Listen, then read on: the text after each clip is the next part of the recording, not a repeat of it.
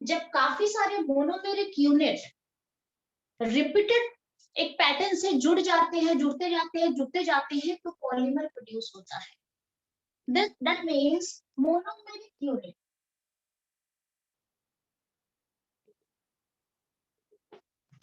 Monomeric units का अगर repeated addition होता है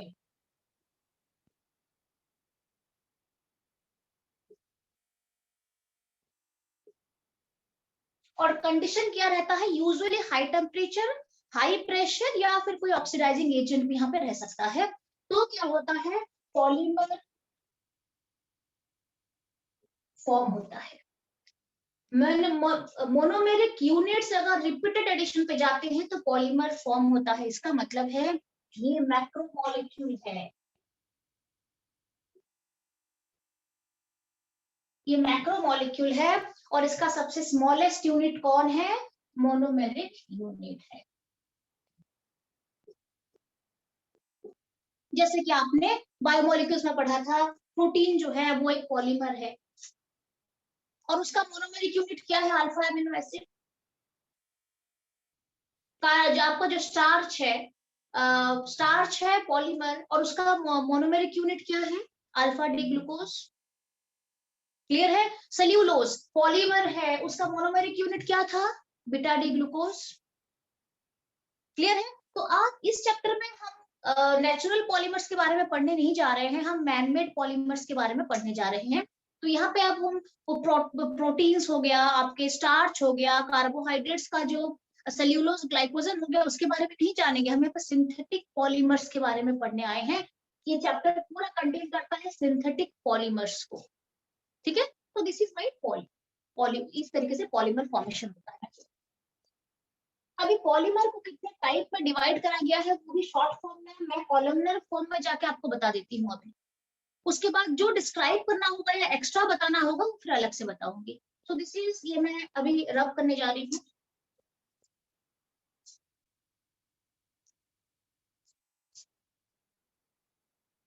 अच्छा, पॉलीमर के अगर हम टाइप्स कहें तो डिफरेंट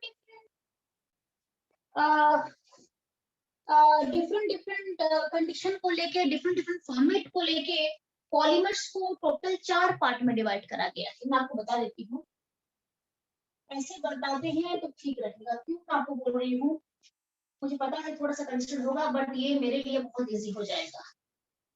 पॉलीमर का डिवीजन मैं आपको बताने जा रही हूँ।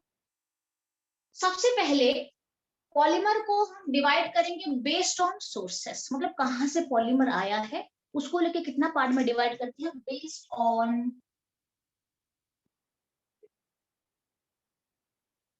सोर्सेस। सोर्सेस को लेके पॉलीमर को कितने पार्ट में डिवाइड करा गया है। Number 1 is natural polymer, number 2 is semi synthetic polymer, and number 3 is synthetic polymer.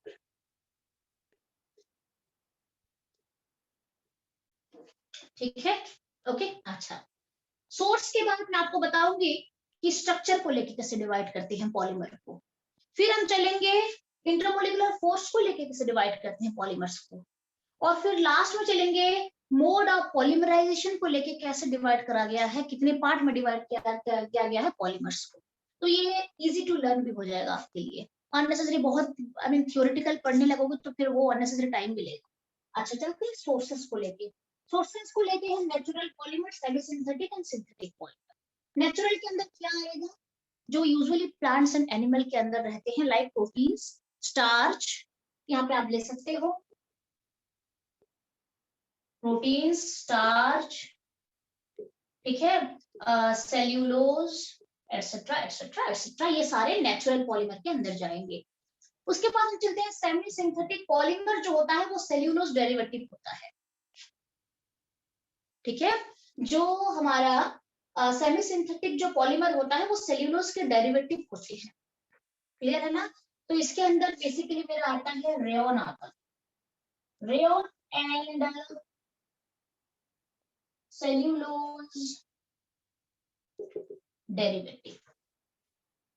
ठीक है। अच्छा, थर्ड सिंथेटिक पॉलीमर का मतलब है मैन मेड पॉलीमर्स।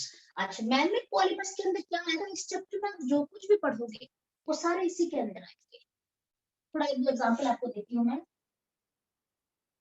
पेरिलीन को डेक्रोन भी कह सकते हो आप, नायलॉन 66 ले सकते हो आप, टेफ्लॉन ले सकते हो आप, और पॉलीथीन एटसेट्रा एटसेट्रा, ये तो अनलिमिटेड है।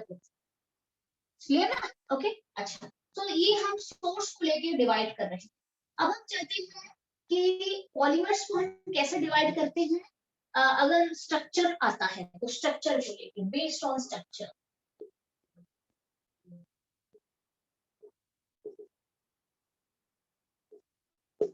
अच्छा, स्ट्रक्चर को लेके जो डिवाइड करा जाता है, ये बेसिकली तीन पार्ट में डिवाइड करा गया है। एक है linear polymers,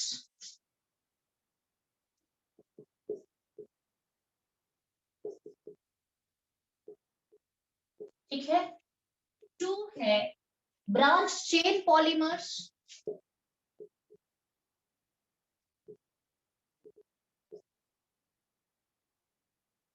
polymers, and third है क्रॉस लिंक्ड पॉलीमर, थर्ड वाला।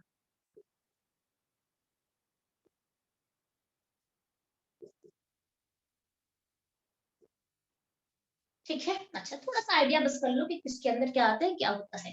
ठीक है। अच्छा, लीनियर पॉलीमर क्या होता है, लीनियर चेन रहता है पॉलीमर का, like this.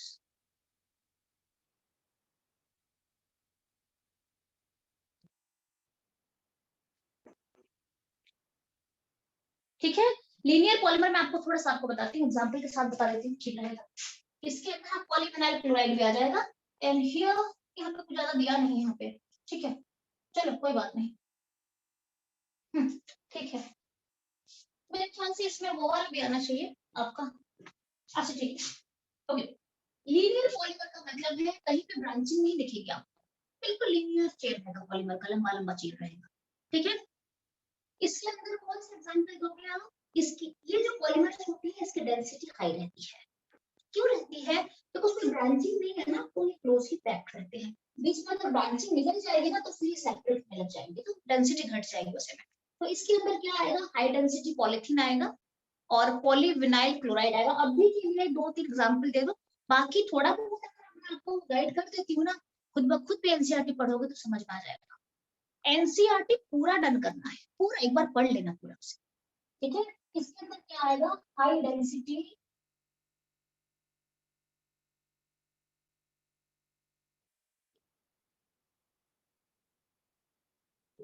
High density polythene and polyvinyl chloride, PVC बोलते हैं। ठीक है। ओके, तो ये सब इसके अंदर आ जाएगा। ब्रांच चेन पॉलीमर में क्या होता है, थोड़ा सा आपको बता देती हूँ मैं। ब्रांचिंग इस तरीके से, लीनियर चेन इस तरीके से दिखता है। ठीक है। बट होती क्या है, यहाँ पे क्या इस तरीके का रहता है, थोड़ी सी ब्रांचिंग, स्लाइटली आपको दिखाना जो ब्रांचिंग है यहाँ पे।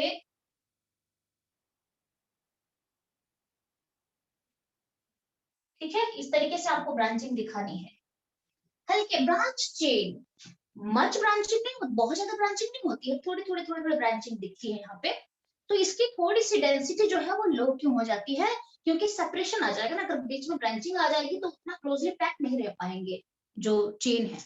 ठीक है। तो इसके अंदर क्या आएगा, लो डेंसिटी पॉलीथीन आ जाएगा, इसके अंदर आ जाएगा लो डेंसिटी पॉलीथीन आ जाएगा। जो भी जहां थोड़े बहुत ब्रांचिंग दिखेगी, आप इसमें ये भी ले सकते हो, आपका इसमें वो भी आएगा, पॉलीस्टीरीन भी आ जाएगा। मैं आपको बता देती हूँ इसमें, इसमें आ जाएगा लो डेंसिटी पॉलीथीन, इसके अंदर आएगा। और बाकी जो छोटे मोटे ब्रांचिंग वाले जो हैं वो इसके अंदर आ सकते हैं। क्लियर है, this is branch chain polymer. Third वाला जो होता है cross linked polymer, highly branched होता है। ठीक है। और हाईली ब्रांच्ड होने जब होता है ये, तो थोड़ा कॉम्प्लिकेटेड स्ट्रक्चर भी होता है, लाइक ये इस तरीके से होगा।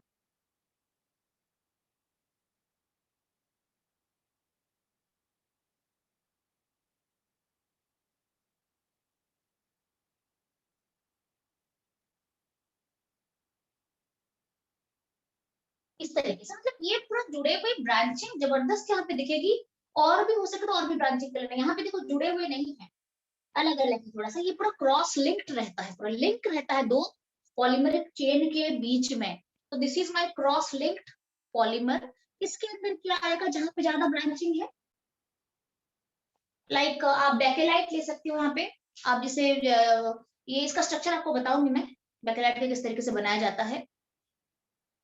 तो मेलामाइन एक आता है, melamine formaldehyde resin, urea formaldehyde resin, ये सब इसी के अंदर आ जाएंगे। So you please write it down.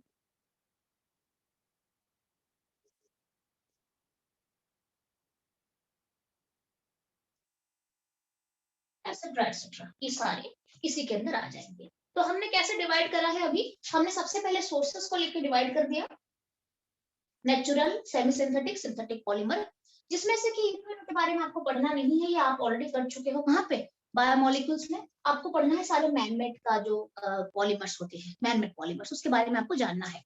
यहाँ पे आपने क्या देखा, स्ट्रक्चर को लेकर कितने तरीके से रहते हैं, खुद भी जज कर सकते हैं, जब आप एनसीईआरटी पढ़ोगे तो आपको पूरा आइडिया मिल जाएगा। ठीक है, अच्छा, ये दो हो चुके हैं हमारे। थर्ड में चलते हैं कि अगर इंटरमोलिकुलर फोर्स ऑफ अट्रैक्शन को देखते हैं तो कितने पार्ट में हम उसे डिवाइड करते हैं। अच्छा, तो देख लेते हैं, यहाँ पे तो जगह थोड़ा मुश्किल लग रही है। ओके, एक काम करते हैं, आपने तो ये लिख ही दिया होगा, मैं ये वाला रख कर दूं क्या, चलेगा, देख लो। आपको 4 पॉइंट के बारे में पढ़ना है, जगह नहीं है तो यहाँ पे बता देती तो बेटर रहता। ओके, अच्छा एक काम करते हैं, मैं इसको मैं यहाँ पे ले लेती हूँ, शिफ्ट कर देती हूँ, बाद में देख लेंगे, चलो छोड़ो कोई नहीं। फोर्थ वाला टाइप एक्चुअली मुझे पहले फील्ड को कुछ ज्यादा पढ़ाना है, सारा पढ़ना है फोर्थ टाइप में, तो उसको मैंने निकाल दिया है पूरा, बाद में पढ़ेंगे। ठीक है, फोर्थ टाइप जो है, अब इसको मैं यहाँ पे ले लेती हूँ। अब हम क्या करेंगे, based on sources, based on structure हो गया, third one is based on intermolecular force of attraction, right Aman?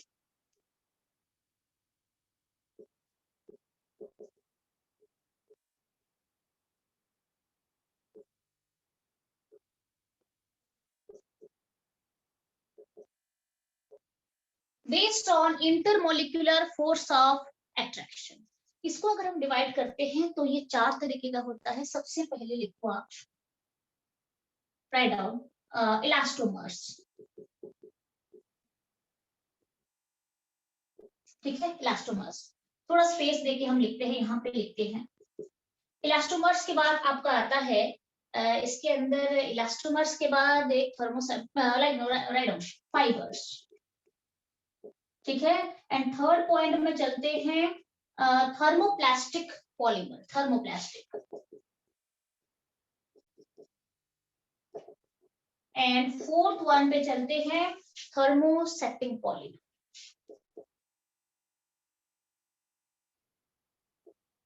Clear है? आप ये पूरा प्रॉपर, अगर आपके पास एनसीईआरटी है तो मैं पेज नंबर बता देती हूँ, देख लेना। एक काम करना, ये है प्रॉपर एनसीईआरटी का, आज ही देख लेना। ठीक है, ये आपका पेज नंबर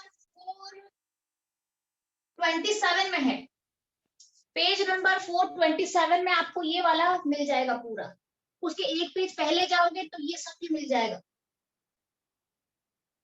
ठीक है ना? तो हम जा रहे हैं इंटरमोलिकुलर फोर्स ऑफ अट्रैक्शन में इलास्टोमर्स। इलास्टोमर्स का जब नेचर मैं आपको बताती हूँ पूरा, इलास्टोमर्स थोड़ा इलास्टिक प्रॉपर्टी वाला होता है, जिसके अंदर नेचुरल रबर आएगा, ब्यूना एन, ब्यूना एस वगैरह आ जाएगा। ये इलास्टिक प्रॉपर्टी का होता है, वीकेस्ट फोर्स ऑफ अट्रैक्शन होता है, ये इलास्टिक प्रॉपर्टी का होता है।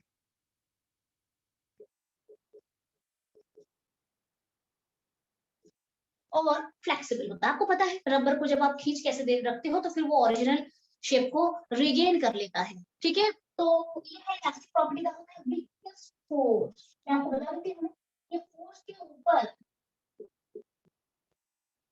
क्वेश्चन दे सकते हैं। ठीक है, 1 मार्कर क्वेश्चन एमसीक्यूज में आ सकता है। इसका वीकेस्ट फोर्स रहता है, इसके अंदर आपको मैं थोड़ा बता देती हूँ, ये है नेचुरल रबर आ जाएगा, ब्यूना एन आ जाएगा, ब्यूना एस आ जाएगा, इन सब के स्ट्रक्चर हम पढ़ेंगे, ब्यूना एन, ब्यूना एस क्या होता है। ठीक है, मुझे कल इतना बता दो, ये विजिबल हो रहा है कि नहीं आप सबको? ओजस देख लो, ओजस ये प्रॉपर विजिबल है कि नहीं, मान चेक प्रॉपर है ना, हाँ ठीक ठीक, हाँ। तो इलास्टोमर्स का इलास्टिक प्रॉपर्टी रहता है, और बाकी और भी अगर आपको ज्यादा जानना है तो आप एनसीडी पढ़ लेना, पूरा पैराग्राफ बनाया हुआ है, मैं आपको शॉर्ट में बता रही हूँ। वीकेस्ट फोर्स रहता है, और इसके अंदर नेचुरल रबर ब्यूनाइन ब्यूनाइस आएगा, ठीक है। अच्छा, फाइबर्स क्या होता है? फाइबर्स होता है थ्रेड लाइक स्ट्रक्चर होता है, और इसका टेंसाइल स्ट्रेंथ बहुत अच्छा होता है, इसकी विद हाई मॉड्यूलस, इसका जो लाइक काफी स्ट्रॉन्ग होता है, फाइबर्स का मतलब है थ्रेड लाइक स्ट्रक्चर काफी स्ट्रॉन्ग होता है ये। और यहाँ पे जो फोर्स ऑफ अट्रैक्शन होता है, स्ट्रॉन्गेस्ट फोर्स ऑफ अट्रैक्शन होता है हाइड्रोजन बॉन्ड। यहाँ पे आपको बता देती हूँ मैं, strongest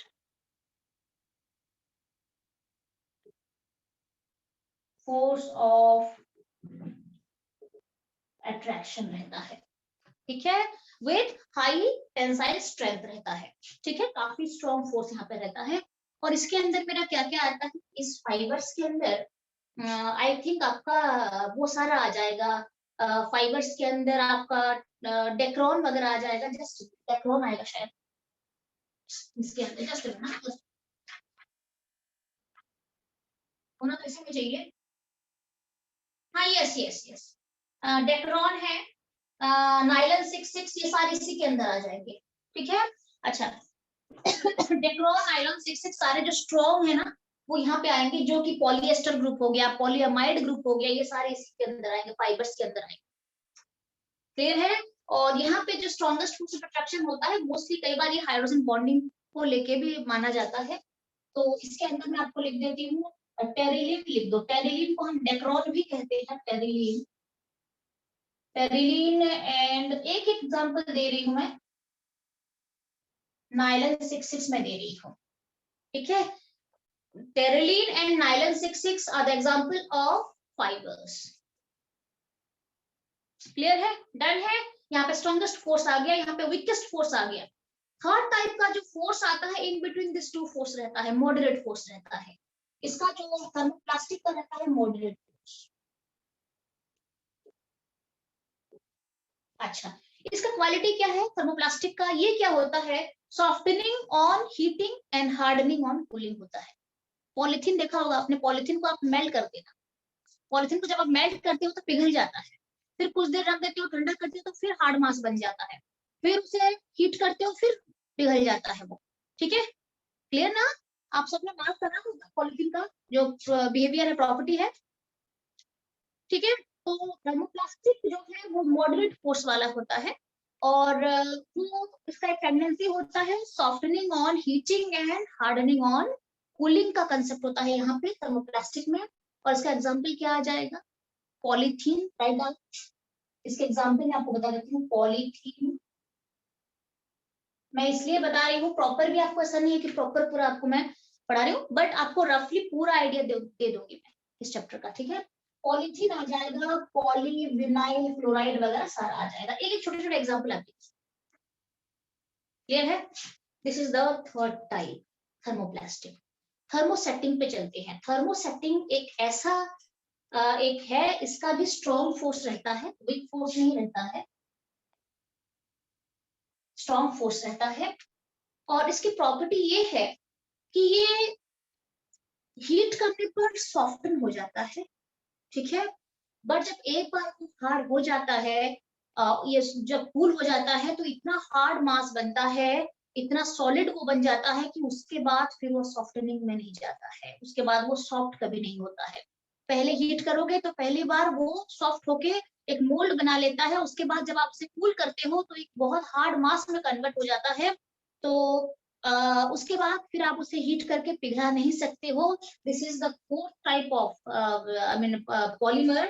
third type of polymer आपको मैंने क्या बताया, थर्मोप्लास्टिक बताया, क्या बताया मैंने अभी, ये हीट करने पर पिघल जाता है, और ठंडा कर देने पर वो फिर सॉलिड मास बन जाता है। Just a minute, just minute, कोई बुला रहा है।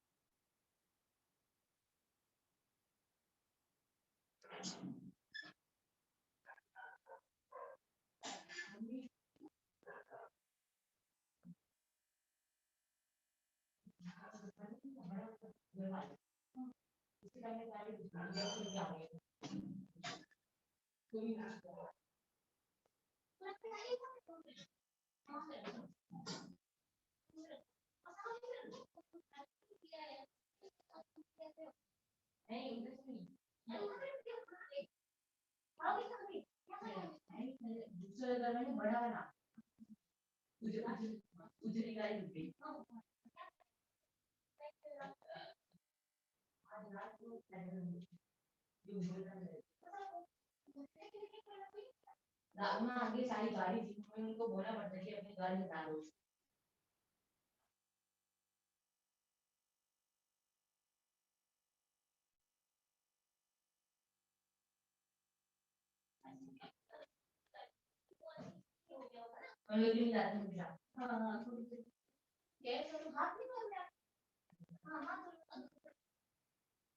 देखते कोई बात नहीं, जो है देखेंगे।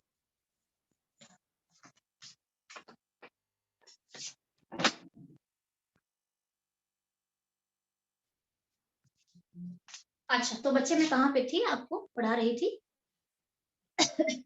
ठीक है, थर्मोप्लास्टिक का मैंने बताया वो सॉफ्टन हो जाता है हीटिंग पे और हार्डन हो जाता है कूलिंग पे। ठीक है, तो दिस इज रीयूजेबल।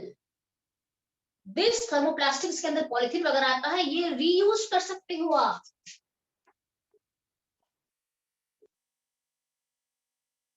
रीयूज कर सकते हो इसको, आपको पता है इसको रीयूज करा जाता है। ओके, थर्मोसेटिंग जो है एक बार पहले सॉफ्ट होता है, फिर एक बार हार्ड मास बनता है, तो उसके बाद पिघलता नहीं है, उसके बाद वो एक परमानेंट स्ट्रक्चर सॉलिड फॉर्म में आ जाता है, तो इसे हम रीयूज नहीं कर सकते हैं, can not reuse, can not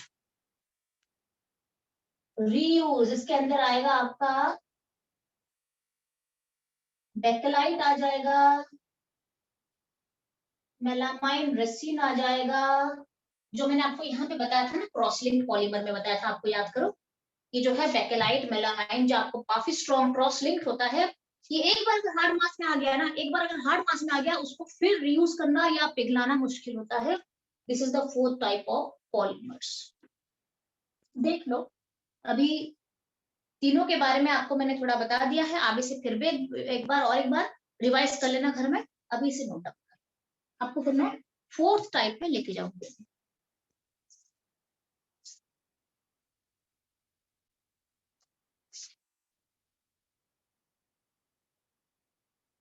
देख लो ये पोर्शन विजिबल हो रहा है कि नहीं, देख लो।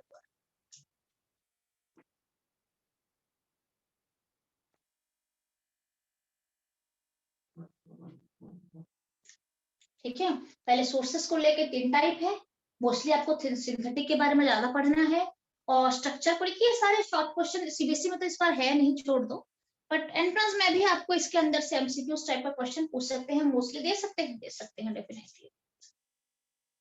Which of the following is a type of cross-linked polymer दे देंगे, 4 ऑप्शन दे देंगे, लो डेंसिटी पॉलिथीन रहेगा, हाई डेंसिटी पॉलिथीन रहेगा, पीवीसी रहेगा और बेकेलाइट रहेगा, यू कैन डिसाइड।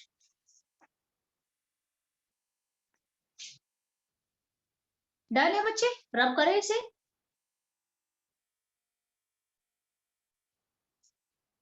या दिक्कत हो रही है क्या, ये सारे लिखने में दिक्कत हो रही है, देख लो एक बार।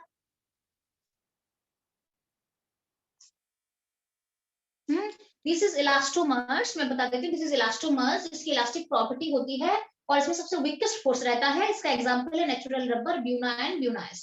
फाइबर्स का स्ट्रॉन्गेस्ट फोर्स ऑफ अट्रैक्शन रहता है, mostly due to hydrogen bonding, और इसका एग्जांपल है कि काफी स्ट्रॉन्ग थ्रेड लाइक स्ट्रक्चर होता है विद हाई टेंसाइल स्ट्रेंथ, और ये इसका एग्जांपल है Terylene and nylon 6। Third type है थर्मोप्लास्टिक, जो कि मॉडरेट फोर्स वाला होता है, और हीटिंग पे वो सॉफ्ट होता है और कूलिंग पे हार्ड मास बन होता है, और ये रीयूजेबल होता है। ठीक है, इसका एग्जांपल है polythene and PVC, polyvinyl chloride. Fourth one is thermosetting plastic बोल सकते हो, थर्मोसेटिंग पॉलीमर बोल सकते हैं इसको।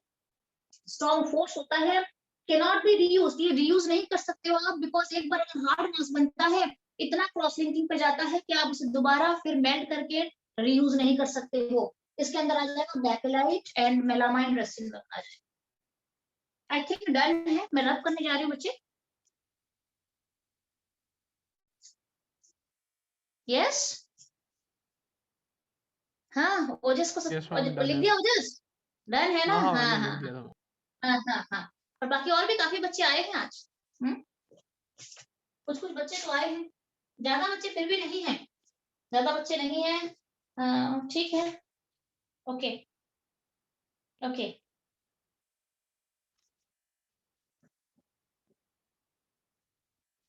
चलो मैं इसको रब कर लेती हूँ, रब करके हम उसमें चलते हैं ना।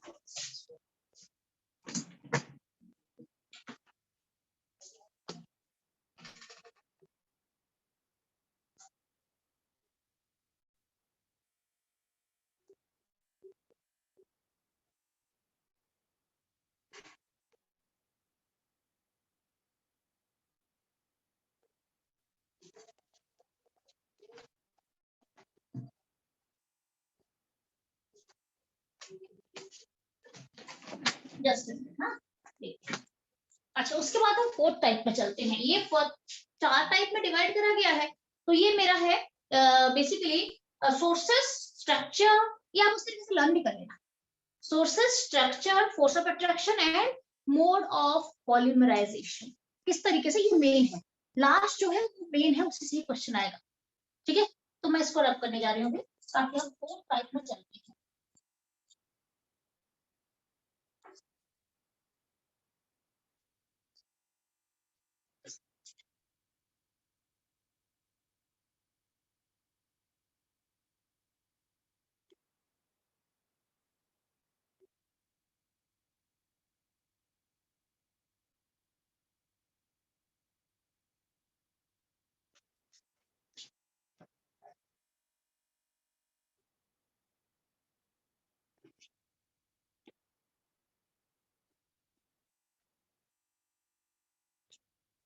अच्छा ठीक है, फोर्थ वन इज, तीन बता दिया, fourth one is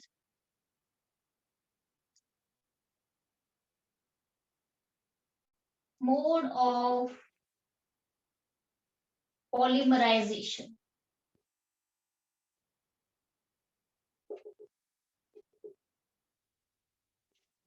mode of polymerization, अच्छा पॉलीमराइजेशन के मोड को अगर हम देखें तो दो पार्ट में डिवाइड करा गया है। मैं यहीं पे आपको बता देती हूँ। First part is my addition polymerization, write down,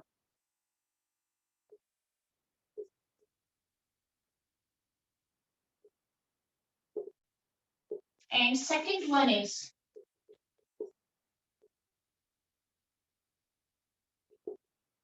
condensation polymerisation.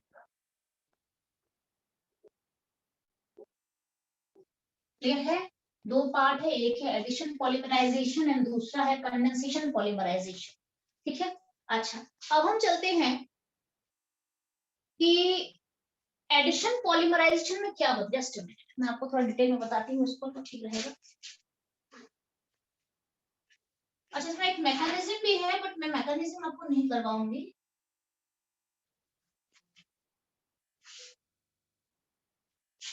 ठीक है, अच्छा एडिशन पॉलीमराइजेशन में क्या होता है,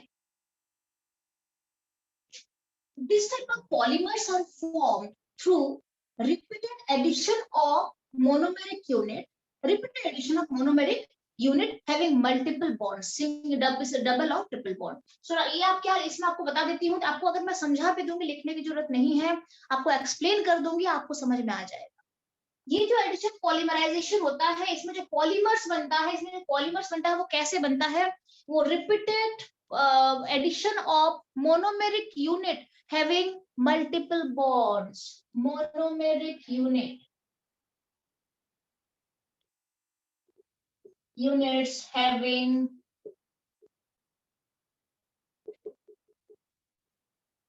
multiple bond, डबल या फिर ट्रिपल बॉन्ड हो सकता है।